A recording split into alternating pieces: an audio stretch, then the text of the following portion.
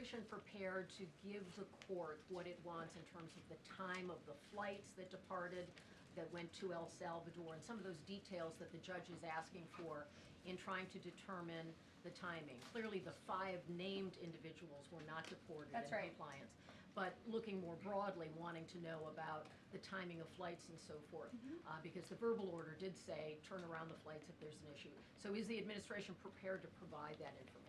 I'm prepared to provide it right now. All of the planes that were subject to the written order, the judge's written order, took off before the order was entered in the courtroom on Saturday, and the administration will, of course, be happily answering all of those questions that the judge poses in court later today.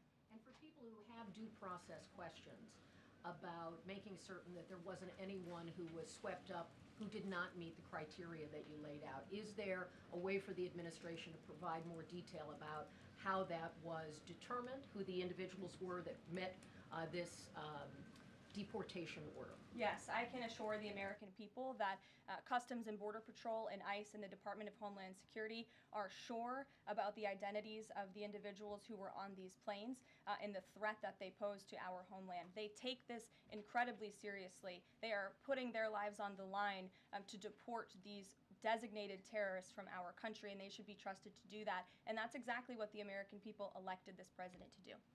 Thanks, Caroline.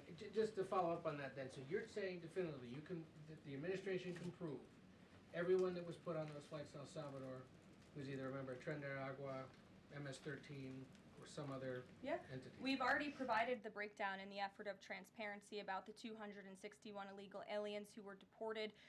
137 of those were deported under the Alien Enemies Act. 101 of those were Venezuelans removed via Title VIII, which, as you know, are just regular immigration proceedings. And 23 of them were MS-13 Salvadorian gang members. There were also 2 MS-13 ringleaders as part of that group of 23 who President Bukele particularly expressed his gratitude for their return so he can demand justice in his home country. Jennifer.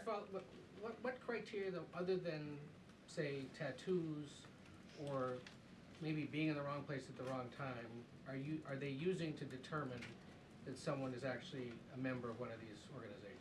Intelligence and the men and women on the ground in the interior of our country who are finally being allowed to do their jobs. Their hands were tied under the previous administration, and as I said, they take their jobs very seriously. They should be trusted and respected by the American public with this operation, and of course, as I said to Kelly, the administration will provide all details to the questions that the court poses.